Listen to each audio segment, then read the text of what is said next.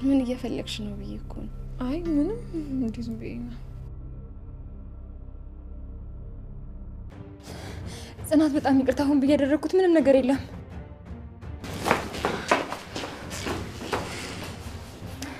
በቃ አንቺ ልጅ እውነትም ለውርደትና ለቅሌት ነው የተፈጠርሽው።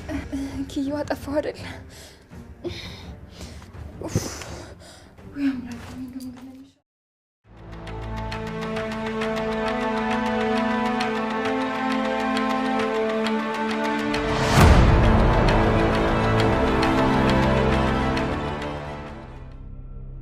ሲጀመር እኔ እንደ ጦር የሚወጋ ጡት ማሰሻ ስጠኝ ብያለሁ።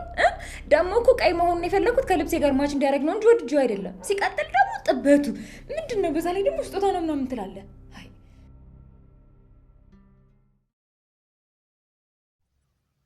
ሰላም ሰላም፣ ጤና ይስጥልኝ ውድና የተከበራችሁ የቻናሌ ቤተሰቦች፣ እንግዲህ ጽናት ድራማ እንደምታዩት ውስብስብ እያለ ነው ማለት ነው። እንግዲህ የጽናት ቅናት በጣም ማለት ነው በዝቷል። ማለት ይሄን ያክል ብትወደውም መተማመን ካለ ይሄን ያክል መቅናት አስፈላጊ አይመስለኝም። አንዳንዴ ደግሞ ነገሮችን ለበጎ ብሎ ማሰብ አርቆ ማሰብ ስትችል ዝጋ ግን የተረዳችው ከደወዋ ያንሸዋ ማለት ነው። ከአውሬዋ ያዳማጫዋ የሚባለው እንደዛ ነው። እና ከልይቱ የጽናት ጆሮ ሰታ መስማቷና መናደዷ በጣም ያሳዝናል ማለት ነው።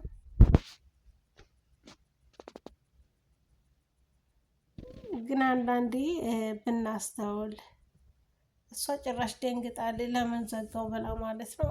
ዘጋው ስልኩን ብላ እሷ አሁን የደወለችው በእሷ ቤት ገዛችበት ሱቁ ነው እና ገዛችበት ሱፐር ማርኬት ነው የደወለችው። እንግዲህ ጽናት ድራማ እንደምትቃወቁት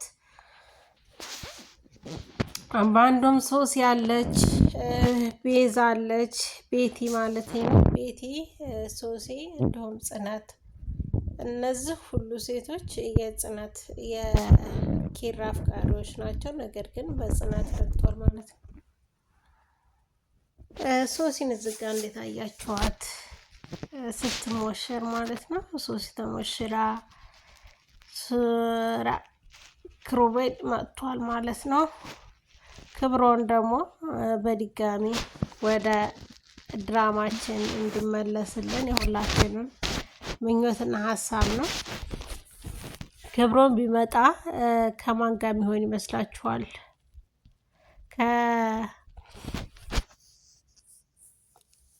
ሰኒ ጋር የሚቀጥል ይመስላችኋል? ሰኒና ክብሮን ማለት ነው። እዚጋ ካስታወሳችሁ እንግዲህ የኪራ እናት ሞታ ማለት ነው። ወንድምነቱን አላወቀም። እንደ ማንኛውም ሰው ነው። ለምን እሱ ያውቃል፣ ክብሩን ያውቃል። አርቆ ሀሳቢ ስለሆነ ነገሮችን በሙሉ ይዞ ደብቆ ከርሞ ነውና ለማጽናናት እየሞከረ ነው። እሱ ከሀገር ለመውጣት እያሰበ ክብሮን ማለት ነው። አንዳንዴ ትዳር ውስጥ ከገቡ በኋላ ወንዶች ፍቅር ይቀንሳሉ የሚል ሀሳብ አለ ማለት ነው ጽናት ጋር። ነገር ግን እሱ አይደለም ችግሩ። አሁን የእሷ ነገሮችን አለመረዳት እንጂ እሷ ካመነችው እሷ አምኖ እንትን ካለ መጠራጠር የለባትም። ያን ያክል ቦታ እየሰጣት እንደሚሰጣት እያወቀች መቅናትና እንደዚህ ህገወጥ ድብድብ ጽናት ይወጣላት ተደባዳቢ ሆነ ልጅ ማለት ነው። ክብሮን ቢመጣ ምን ትላላችሁ በዚህ ክፍል ላይ ማለት ነው? ውድና የተከበራችሁ የቻናሌ ቤተሰቦች በያላችሁበት ሰላማችሁ ብዝዝት ይበልልኝ እያልኩኝ ዛሬ ደግሞ በጽናት ድራማ በኩል ብቅ ብያለሁኝ ማለት ነው። ጽናት ድራማ ላይ እንደምታውቁት በጣም ደስ የሚል ደስታም ሀዘንም መከራም የታለፈበት የጽናት ድራማ ነው። ከነስሙ ጽናት አሉት። እውነተኛ ጽናትም እስከ ስሟም ጽናት ናት። በጣም ጽናተኛ ልጅ ናት። ትዕግስት ያላት በጣም አስተዋይ ግን አሁን ላይ እንጃ ብቻ በጣም ተናዳጅ ተደባዳቢ ሆናለች። ለስራ ያለውን ክብር እንዲቀንስ ታደርገዋለች። ይህ ደግሞ እኔ እንጃ ተገቢ ነው ብዬ አልዘውም። ምክንያቱም አንድ ሰው ለመለወጥ መስራት እንዳለበት ሁሉ ኪራም ትዳር እንደያዘ ሁሉ ወደ ስራው አተኩሯል ማለት ነው። ጽናት ግን ይሄን ልትረዳው አልቻለችም። ጽናት እንጃ አስተሳሰቧ ሁሉ ተቀይሯል ማለት ነው። ኪራ ስራ እየዋለ እየደከመ ነው የሚመጣው።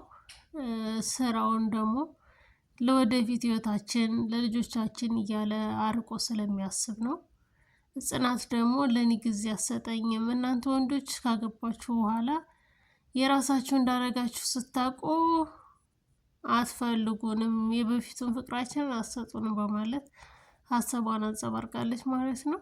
ይህ ደግሞ ትክክለኛ አባባል ነው ብዬ አልዘውም። ምክንያቱም አንድ ሰው ለመለወጥ መስራት እንዳለበት ሁሉ ኪራም ያለው እየሰራ እየተለወጠ ነው። ሶሲ አሁንም በቀሏን አልተወችም ማለት ነው። በቀሏን እሷ ያለፈው በቀሏ ይቅርታ እንድታደርግ ይቅርታ እንድትጠይቅ ተጸጽታ በይቅርታ መጥታ ነበረ። ነገር ግን ማንም ሊያስተውላት አልቻለም። ምክንያቱም ያለፈውን ተንኮሏን ብቻ ነው እያንጸባረቁባት ያለችው። ሶሲ በጣም ተቀይራለች። ይቅርታ ለመጠየቅ ልቦናዋን ንጹሕ አድርጋ መጥታ ነበረ። አሁንም ግን ሁሉም ሰው ሊቀበላት አልቻለም። ያለፈውን ሳይሆን የወደፊቱን መነሻውን ሳይሆን የሰው ልጅ መድረሻውን ነው ማየት የሚጓጓው እና አሁን ላይ ግን እነሱ ያሉት ያለፈውን ነገር እያንጸባረቁባት በጣም ተጽዕኖ አድርገውባታል ማለት ነው። በነገራችን ላይ ቤዚ እንግዲህ ታስራለች። እኔ እድሜ ልክ ትታሰር ወይ ከድራማው ትውጣ አይዶን ነው የምናውቀው ነገር የለም። ታስራለች ተብሎ እንግዲህ እንደምታውቁት የጽናትን ልጅ ገላ ከስር እንደወጣች ነው የምናውቀው።